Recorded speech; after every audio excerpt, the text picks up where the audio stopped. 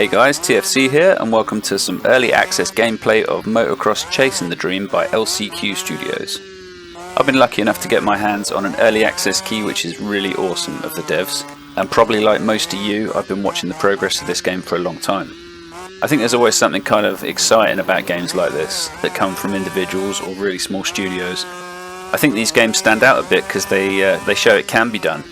You haven't got to follow any predetermined formulas, and someone can turn a passion into a reality, and that's definitely the case here. Now, I didn't want to do a completely raw first impressions video. Instead, I wanted to spend a bit of time figuring it out. So as of the time I'm making this video, I've logged about 2 hours of gameplay on Steam. And also, I guess you all know me by now and what I'm into. I'm not the fastest guy, no pro racer, but I know my way around motocross games, bikes and tracks, having been into MX gaming since the early 90s and having ridden MX for real. Now, there's a lot about this game that I absolutely love, and it's early access, so there's also some weirdness. I'm going to go over what I like first and then touch on some of the odd bits that I hope are either in the process of being fixed or on the list. So to start, people that have played this are calling it Simcade, and I kind of like that, but I don't think that's what it is. To me, Chasing the Dream feels more like a difficult arcade game. I also think that's a good thing. It really reminds me of old school motocross games and the way it handles, with kind of a modern graphics engine and a bit of a physics update. See, forgetting 2D stuff, back in the day we had 2 types of motocross games. For those that weren't there to experience the awesomeness of late 90s, early 2000s motocross gaming, we had the on-rail feeling of games like McGrath, Supercross 98 and 2000, EA Sports Supercross 2000, MX 2002 featuring Ricky Carmichael, and these kind of games peaked at maybe MX Superfly. And then we had the other side, the free roam, more challenging physics games like Motocross Madness 2, and the absolutely awesome MTX Moto tracks. And over time, the boundaries kind of became a bit blurred.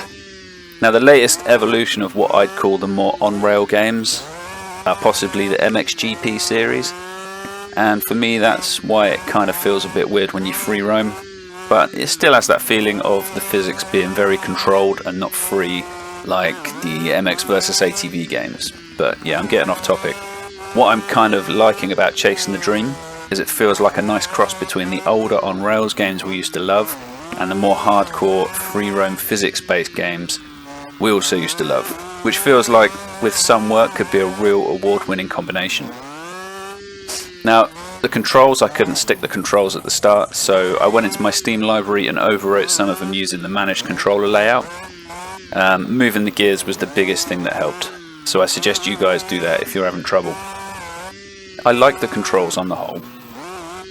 They're basic, but they have a nice touch like the clutch. It's auto if you need it, but you can also pop it for some boost if you want to get out a tight corner quickly and you've forgotten to change down.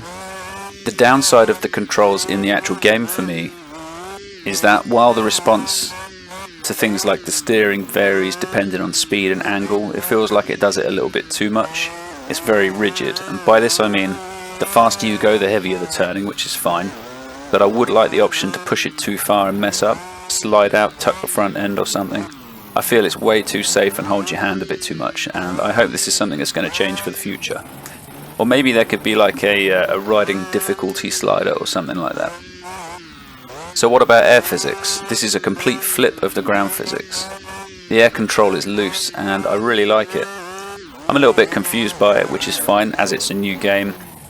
We still don't have a good, free air physics in 2 of the main AAA studio games, which I just still can't understand. The air physics here are very capable and a lot of fun if you give them a chance. Currently it's the opposite of what you'd expect and see in other games, where the Oppo is the preferred whip style and the easiest to pull. The standard whip style feels a little bit more like a BMX game and gives you more of a turn down style whip. But I love the freedom, and the devs have done a great job so far.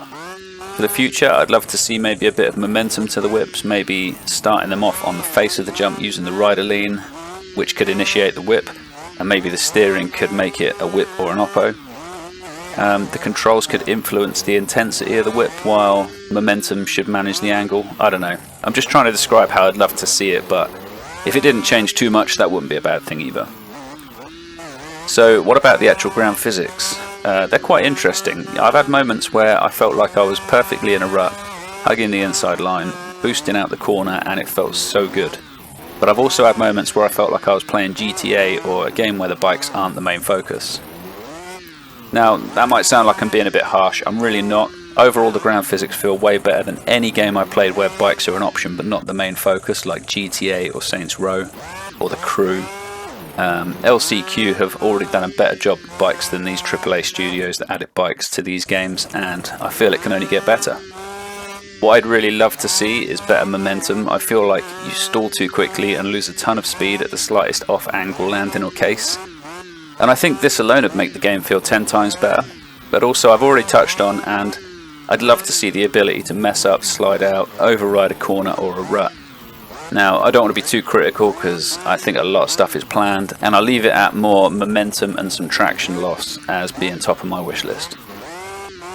As for things like terrain deformation, the bike definitely leaves graphical trails, but the ground doesn't seem to deform, unless I've just not ridden it enough.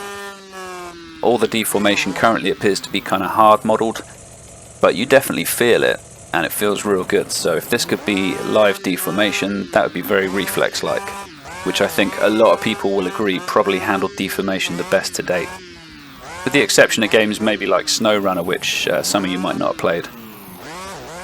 As for the visuals, I'm not going to get too into the visuals. I don't want to pick on things that are probably not finished, like rider animations and all that. But the bottom line is the game looks really good. The track detail's on par with AAA games. The environment feels very modern. The lighting is decent, and all of that stuff is fine. So about modding, it's been stated that modding will be possible in a future version. All we know right now is that track creation is planned to be done using Unity. That means creation, not coding. And I think modding is planned to be integrated with mod.io. So I'd really like to just summarise all of what I said by saying this game has so much potential. I don't want to encourage people to think it's something that it's not, because it's early development and rough around the edges. But the key for me is the potential that I can see. Just look at other small dev team games like MX Bikes, which is a great example, as we've seen the development unfold from Beta 1 to what we have now.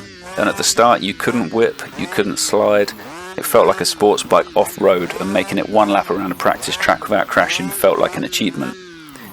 I feel like for its goal, Motocross Chasing the Dream is already off to a flying start.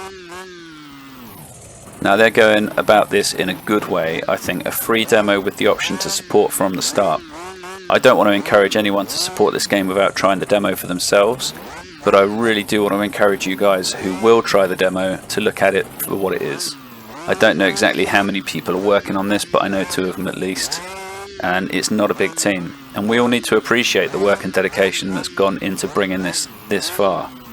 And I think that alone shows that we'll probably be buying into something that will become bigger than it currently is. So that's about it from me. I hope you all enjoyed the demo as much as I've enjoyed the early access. Give it a proper chance, get used to it, try it, and try and see where this is going to go. Bye for now.